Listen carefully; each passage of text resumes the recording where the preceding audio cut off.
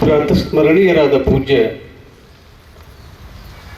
ವೇದಾಂತ ಕೇಸರಿ ಮಲ್ಲಿಕಾರ್ಜುನ ಮಾಸ್ಯವಿಗಳನ್ನು ಹಾಗೂ ಇಂದಿನ ಶತಮಾನದ ಸಂತರಾಗಿರುವ ಪೂಜ್ಯ ಗುರುದೇವರ ಶ್ರೀಚರಣವನ್ನು ಹೃದಯ ಮಂದಿಯಲ್ಲಿ ಧ್ಯಾನಿಸಿಕೊಂಡು ಈ ಶಿವರಾತ್ರಿಯ ನಿಮಿತ್ತವಾಗಿ ವಿಶೇಷ ಕಾರ್ಯಕ್ರಮ ಇವತ್ತು ವೇದಿಕೆಯ ಮೇಲೆ ಆಸೀನರಾಗಿರುವಂಥ ಪೂಜ್ಯ ತೇಜೋಮಯಂದ ಮಹಾಸ್ವಾಮಿಗಳು ಗುರುದೇವಾಶ್ರಮ ನಿಂಬಾಳ ಪೂಜ್ಯರಲ್ಲಿ ಶರಣಾರ್ಥಿ ಸಲ್ಲಿಸಿ ಕಳೆದ 2 ದಿನಗಳಿಂದ ನಿಮ್ಮೆಲ್ಲರಿಗೆ ಶಿವಪಥವನ್ನು ಅರಿವಡೆ ಗುರುಪಥವೇ ಮೊದಲು ಎನ್ನುವ ವಚನವನ್ನು ಆಧಾರಿಟ್ಟುಕೊಂಡು ತಮ್ಮೆಲ್ಲರಿಗೆ ಪ್ರವಚನವನ್ನು ನೀಡುತ್ತಿರುವಂಥ ಪೂಜ್ಯ ಸಂಗಮೇಶ್ವರ ಸ್ವಾಮೀಜಿಯವರಲ್ಲಿ ಕೂಡ ಶರಣಾರ್ಥಿ ಸಲ್ಲಿಸಿ ಎಲ್ಲ ಪೂಜ್ಯರಲ್ಲಿ ತಮ್ಮೆಲ್ಲರಲ್ಲಿ ಶರಣಾರ್ಥಿ. ಶಿವ ಪಥ ಅರಿವಡೆ. ಶಿವ ಅಂದರೆ ಏನು ಅನ್ನೋಂಥದ್ದು ನಾವು ಸ್ಪಷ್ಟ ತಿಳ್ಕೋಬೇಕಂತೆಲ್ಲ ಗುರುಗಳು ಹೇಳಿದ್ದಾರೆ. ಶಿವ ಅಂದರೆ ಏನ್ರಿ? ಬೆಳಕು. ಶಿವ ಅಂದರೆ ಬೆಳಕು. ಆ ಬೆಳಕನ್ನು ಶಿವನನ್ನು ತಿಳಿಬೇಕು ಆಗಿತ್ತಂದ್ರೆ ಯಾರ ಹೇಳಿದಂಗೆ ಕೇಳಬೇಕು ಅಂತ ಕೇಳಿದ್ರೆ ಯಾರು ಹೇಳ್ದಂಗೆ ಕೇಳಬೇಕು? ಗುರುಪಥವೇ ಮೊದಲು, ಗುರುವಿನ ಮಾರ್ಗದರ್ಶನವೇ ಮೊದಲು ಬೇಕು ಅನ್ನಂಥದ್ದು ಹೇಳಿದರು. ಮನ್ಯಾಗ ನೀವು ಅಂತೀರಲ್ಲ, ಸಂಸಾರ ಚಂದ ನಡಿಬೇಕಾಗಿತ್ತಂದ್ರೆ ಯಾರಿಗೆ ಹೇಳ್ತಾರೆ? ಸೊಸಿಗೆ. ಸಂಸಾರ ಚಂದ ನಡಿಬೇಕಾಗಿತ್ತಂದ್ರೆ ಅತ್ತಿ ಕೇಳ್ಕೊಂಡು ಹೋಗುವ, ಮನ್ಯಾಗ ಹಿರಿಯರು ಹೇಳಿದಂಗೆ ಕೇಳ್ಕೊಂಡು ಹೋಗುವ ಅಂತ ಅಂತೀರಲ್ಲ. ಅದು ಮನ್ಯಾಗ ಹಿರಿಯರು ಹೇಳ್ಕೊಂಡು ಅವ್ರನ್ನ ಕೇಳ್ಕೋತ ನೀವು ಹೋಗು, ನಿಮ್ಮ ಸಂಸಾರ ಚಲೋ ಆಗ್ತದಂತ ಹೇಳ್ತಿರಲ್ಲ. ಹಾಗೆ ಇಲ್ಲಿ ಆ ಪರಮಾತ್ಮನ ತಿಳಿಬೇಕಾಗಿತ್ತಂದ್ರೆ ಯಾರ ಮಾತು ಕೇಳಬೇಕಂದ್ರೆ ಗುರುಗಳ ಮಾತನ್ನು ಕೇಳಬೇಕು, ಗುರುಗಳ ಪಥದಲ್ಲಿ ನಡಿಬೇಕು ಅಂತ. ಗುರು ಅಂದರೆ ಯಾರು ಅನ್ನೋಂಥದ್ದನ್ನು ಈಗಾಗಲೇ ಕೇಳಿದಿರಿ. ಗುರು ಅಂದರೆ ತಿಳಿದವರು, ಜ್ಞಾನಿಗಳು,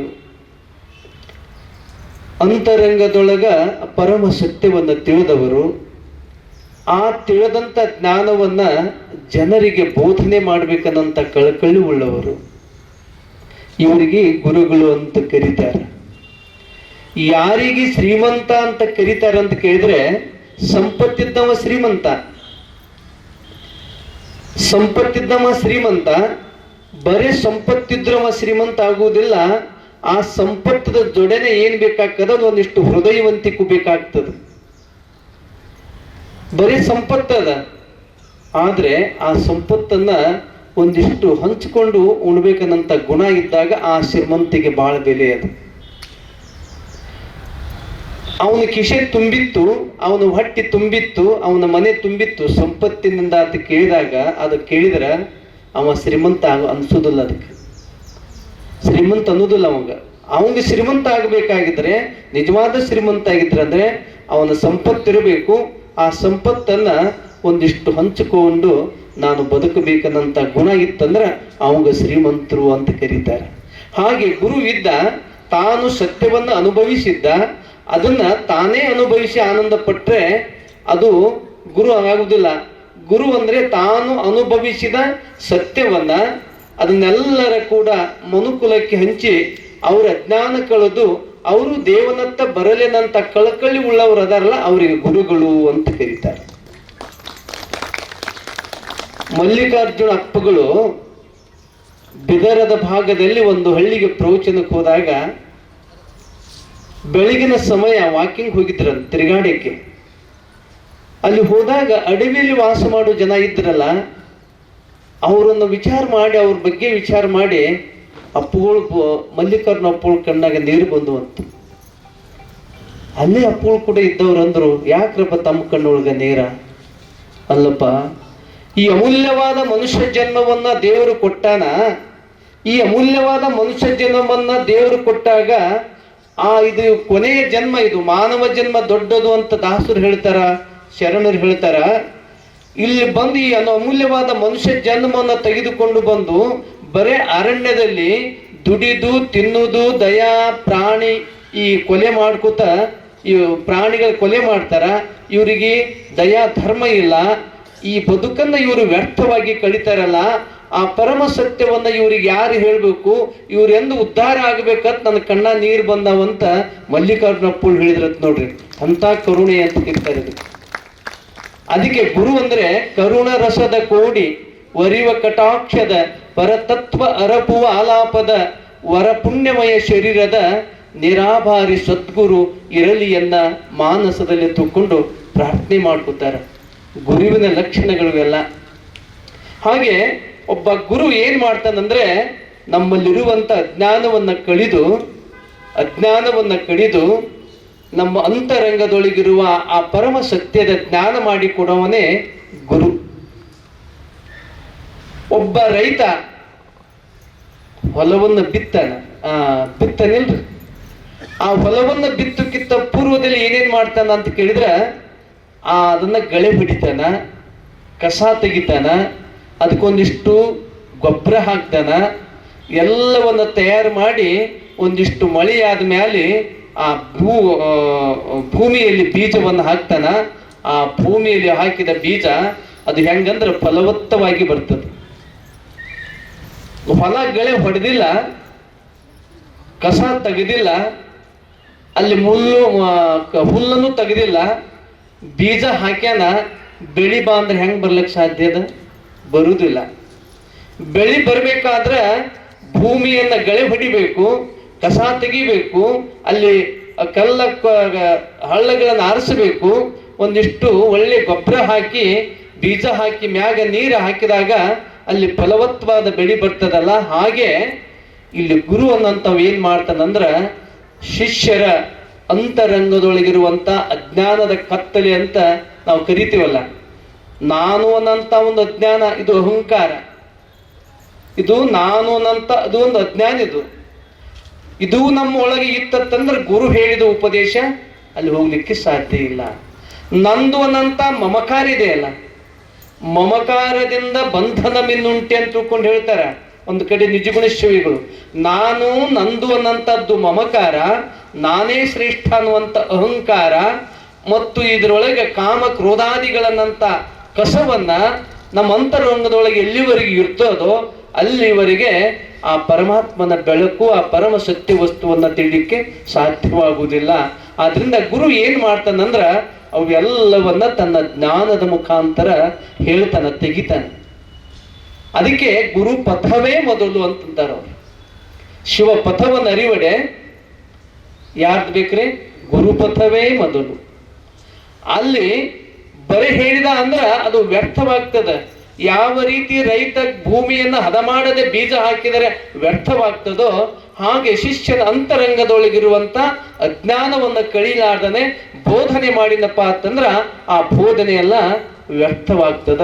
ಆದ್ರಿಂದ ಮೊದಲ ಗುರು ಅಲ್ಲಿ ಏನ್ ಮಾಡ್ತಾನಂದ್ರ ಶಿಷ್ಯನ ಅಂತರಂಗದೊಳಗಿರುವ ಅಜ್ಞಾನವನ್ನ ಕಳಿದು ಸುಜ್ಞಾನವನ್ನಾಗಿ ಮಾಡಿ ಅಲ್ಲಿಂದ ಆ ಬೆಳಕನ್ನ ತೋರಿಸಿಕೊಡ್ತಾನೆ. ದೇವರ ಆ ಬೆಳಕು ಎಲ್ಲದ, ಸತ್ಯ ಎಲ್ಲದ ಅಂದ್ರೆ ಹೊರಗೂ ಇದೆ, ನಮ್ಮೊಳಗೂ ಇದೆ. ಅದು ವ್ಯಷ್ಟಿ ಮತ್ತು ಸಮಷ್ಟಿ ಅಂತ ಕರೀತಾರ. ಈ ದೇಹದೊಳಗಿರುವಂತದಕ್ಕೆ ವ್ಯಷ್ಟಿ ಅಂತಾರ. ಎಲ್ಲ ಕಡೆ ತುಂಬಿದ್ಕೊಂಡಿದ್ದಕ್ಕೆ ಅದಕ್ಕೆ ಸಮಷ್ಟಿ ಅಂತ ಕರೀತಾರೆ. ಈ ದೇಹದೊಳಗೂ ಐತಿ, ಈ ಜಗತ್ತಿನೊಳಗೆ ಹೊರಗೂ ಇದೆ. ಆದರೆ ಅದನ್ನ ತಿಳಿಬೇಕಾಗಿತ್ತಂದ್ರ ನಮ್ಮ ಅಂತಃಕರಣ ಸ್ವಚ್ಛವಾಗಬೇಕು. ಅದು ನಮ್ಮೊಳಗೆ ಇದೆ. ಅದನ್ನ ತೋರಿಸಿಕೊಡವ ಯಾರಪ್ಪ ಅಂದ್ರೆ ಜಗತ್ತಿನೊಳಗ ಗುರು. ಯಾವ ಅಣ್ಣ ತಮ್ಮರು, ತಾಯಿ ತಂದೆಗಳು ಏನದಾರಲ್ಲ ಇವರೆಲ್ಲರೂ ನಮಗೆ ಬಾಹ್ಯ ಸಂಪತ್ತನ್ನು ಕೊಡ್ತಾರ, ನಮಗೆ ಏನಾದ್ರೂ ಅಷ್ಟು ಬದುಕಲಿಕ್ಕೆ ಸಹಾಯ ಸಹಕಾರ ಮಾಡ್ತಾರ. ಆದರೆ ಈ ಮಾನವ ಜನ್ಮವನ್ನ ತೊಟ್ಟುಕೊಂಡು ಬಂದು ನಾವು ಆ ಪರಮ ಸತ್ಯವನ್ನು ಅರಿತು ಆನಂದವಾಗಿ ಸಾರ್ಥಕ ಮಾಡಿಕೊಂಡು ಹೋಗ್ಬೇಕಾದ್ರೆ ಅಲ್ಲಿ ಗುರುಪಥವೇ ಮೊದಲು ಅನ್ನಂತ ಮಾತನ್ನು ಹೇಳಿದ್ದಾರೆ. ಒಬ್ಬ ಭಿಕ್ಷುಕ ಇದ್ದಂತೆ. ಭಿಕ್ಷುಕ ಆ ಭಿಕ್ಷುಕನಲ್ಲಿ ಒಂದು ಕೈಯೊಳಗ ಏನಿರ್ತದ್ರಿ, ಪಾತ್ರೆ ಇರ್ತದ. ಅವ ಸಂಚಾರ ಭಿಕ್ಷೆ ಮಾಡ್ಕೋತ ಹೋಗವ. ಬ್ಯಾಸಿಗೆ ಬಿಸಿಲಿತ್ತು, ಹೀಗೆ ನಡ್ಕೋತ ಹೊಂಟಿದ್ದ. ಮುಂದೆ ಒಂದು ಹಳ್ಳ ಬಂತು. ಆ ಹಳ್ಳ ತಿಳಿಯಾದ ನೀರು ಹರಿತಿತ್ತು ಹಳ್ಳ. ಇವಾಗ ದಾರಿ ನಡೆದು ನೀರೋಡಿಕೆ ಆಗಿತ್ತು. ಯಾವಾಗ ನೀರು ಕುಡಿಲಿ ಅಂತ ಅನ್ನಿಸ್ತಿತ್ತು ಮನಸ್ಸು. ಒಂದು ಹಳ್ಳದ ದಂಡೆಯ ಮೇಲೆ ಒಂದು ಸುಂದರವಾದ ಗಿಡ, ಬಹಳ ಸುಂದರ ಆಲದ ಮರ, ಬಹಳ ನೆರಳಿತ್ತು. ಅಲ್ಲಿ ಒಬ್ಬ ಸಂತ ಕೂತಿದ್ದ. ಈ ಭಿಕ್ಷುಕ ನೀರೋಡಿಸಿ ಕೈಯಾಗ ಪಾತ್ರೆ ತಗೊಂಡು ಆ ಹಳ್ಳಕ್ಕೆ ಬಂದ. ಬಹಳ ಸ್ವಚ್ಛ ನೀರು ಹರಿತಿತ್ತು. ಈಗ ನಮ್ಮ ಹಳ್ಳಗಳು ಹರಿತಾವಲ್ಲ, ಈ ಸ್ವಚ್ಛ ಇಲ್ರು. ನಾನು ಮೊನ್ನೆ ಉಳುವಿಗೆ ಹೋಗಿದ್ದೆ. ಚನ್ನಬಸವಣ್ಣವ್ರಿಗೆ ನನ್ನಲ್ಲಿ ಐಕ್ಯವಾಗ ಇರಲ್ಲ. ಅಲ್ಲಿ ಹೋದಾಗ ಅಲ್ಲಿ ಒಂದು ಅರಮನೆ ಅಂತ ಅದ, ಗವಿ ಅದು ಅರಣ್ಯದಲ್ಲಿ ಅದ. ಒಂದು ಉಳುವಿಯಿಂದ ಶಿವಪುರ ಅಂತ ಬರ್ತದೆ. ಅಲ್ಲಿಂದ ಅರಣ್ಯದಲ್ಲಿ ನಡ್ಕೋತ ಹೋದಾಗ ದೊಡ್ಡದೊಂದು ಗವಿ ಬರ್ತದ. ಅಲ್ಲಿ ಒಂದು ಹಳ್ಳ ಹರಿದದ. ಆ ಹಳ್ಳದಲ್ಲಿ ನೀರು ಎಲ್ಲಿಂದ ಬರ್ತದಂತ ಕೇಳಿದ್ರೆ, ಈಗ ಎಲ್ಲಿಂದ ಬರ್ತದಂದ್ರ ಗಿಡಗಳ ಬೇರಿನಿಂದ ಬರ್ತಾವ. ಅದು ಅತ್ಯಂತ ಔಷಧಿಯ ನೀರದು. ಆ ನೀರನ್ನು ಒಂದು ತಿಂಗಳು ಕುಡಿದ್ರೆ 150ರಷ್ಟು ರೋಗ ಹೋಗ್ತಾವ ಬರೀ ಆ ನೀರು ಕುಡಿದ್ರೆ. ಯಾಕಂದ್ರೆ ಎಲ್ಲ ಗಿಡದ ಬೇರಿನಲ್ಲಿ ಬರ್ತಾವ. ಗುಡ್ಡ ಅಲ್ಲೆಲ್ಲಿ ಹೋಗಿ ಅದು ಬಂದು ಆ ಬೇರಿನಿಂದ ಹಿಂಗೆ ಬರ್ತಾವ. ಅಪ್ಪಗಳು ಸಿದ್ದೇಶ್ವರ ಅಪ್ಪಾಜಿಯವರು ಮಂಗಳೂರು ಪ್ರವಚನ ಇತ್ತವ್ರದ್ದು. ಅಲ್ಲಿ ಅದೇ ನೀರನ್ನ ಕುಡಿತಿದ್ರು ಅಪ್ಪಗಳು. ಆ ನೀರಿನ ಮೇಲೆ ಬಹಳ ಪ್ರೀತಿ ಅವರು.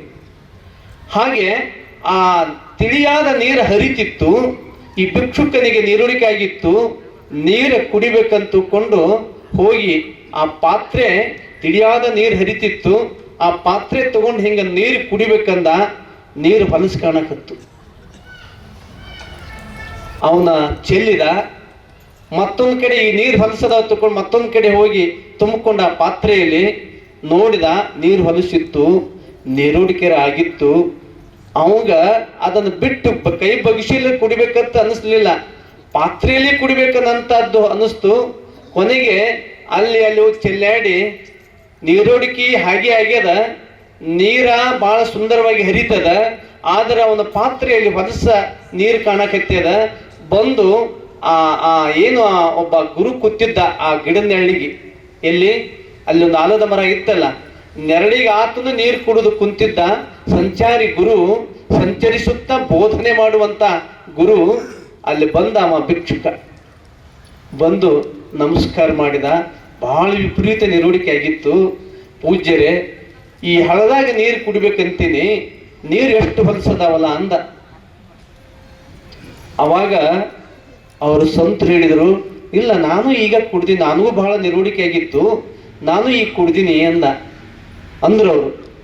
ಆದ್ರೆ ಇಲ್ಲ, ನಾ ಪಾತ್ರೆ ತಗೊಂಡೆ, ಒಟ್ಟು ನೀರು ಹೊಲಸದವ್ರಿ, ನೀವು ಹೆಂಗ ಕುಡಿದ್ರಿ ಅಂತಂದಾಗ ಅವಾಗ ಆ ಮಹಾತ್ಮರು ಗುರುಗಳು ಹೇಳಿದರು, ನೋಡು, ನೀ ಎದುರಾಗ ಕುಡಿಯಕ್ಕೆ ಹೋಗಿದ್ದಿ ಈ ಪಾತ್ರೆಯಲ್ಲಿ.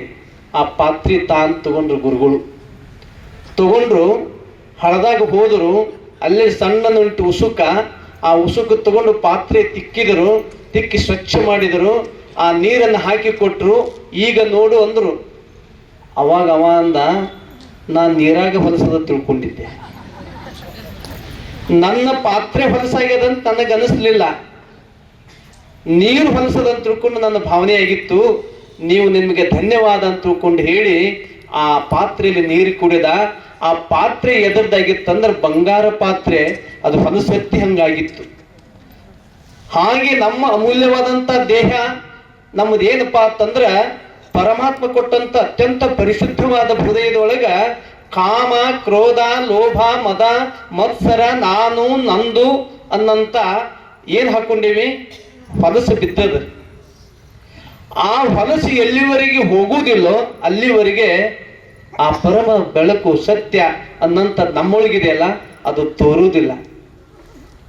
ನಮ್ಮೊಳಗಿರುವಂತ ಪರಮ ಸತ್ಯ ತೋರುವುದಿಲ್ಲ. ಯಾಕ? ಪಾತ್ರೆ ಹೊಲಸಾಗಿತ್ತು, ಅದು ಬಂಗಾರದಿದ್ರೂ ಕೂಡ ಹೊಲಸಾಗಿ ಸಾಮಾನ್ಯ ಪಾತ್ರೆ ಅನ್ಸಿತ್ತಲ್ಲ. ಅವಾಗ ಒಬ್ಬ ಗುರು ಬಂದು ಆ ಮಾರ್ಗದರ್ಶನ ಮಾಡಿ ಆ ಪಾತ್ರೆ ತೊಳೆದು ತಿಳಿ ನೀರು ಕೊಟ್ಟನಲ್ಲ, ಹಾಗೆ ಇಲ್ಲಿ ಶಿವಪಥವನ್ನು ಅರಿವಡೆ ಗುರುಪಥವೇ ಮೊದಲು. ಗುರು ಇಲ್ಲದೆ ಆ ಪರಮಾತ್ಮನ ತಿಳಿದ್ನಪ್ಪ ಅಂತಂದ್ರ ಸಾಧ್ಯ ಇಲ್ಲ. ಅದಕ್ಕೆ ಗುರು ಜಗತ್ತಿನೊಳಗ ಬಹಳ ದೊಡ್ಡವ. ಅದಕ್ಕೆ ಬಸವಣ್ಣವ್ರು ಹೇಳಿದರು, ಶಿವ ಪಥವನ್ನು ಅರಿವಡೆ ಗುರು ಪಥವೇ ಮೊದಲು ಅನ್ನೋಂಥದ್ದನ್ನ ಅಲ್ಲಿ ಹೇಳಿದಾರ. ಪೂಜ್ಯ ಸಂಗಮೇಶ್ವರ ಸ್ವಾಮಿಗಳು ಬಹಳ ಸುಂದರವಾಗಿ ಹೇಳ್ಕೊಂಡು ಬರ್ಲಿಕ್ಕೆ ಎತ್ತಿದ್ದಾರೆ.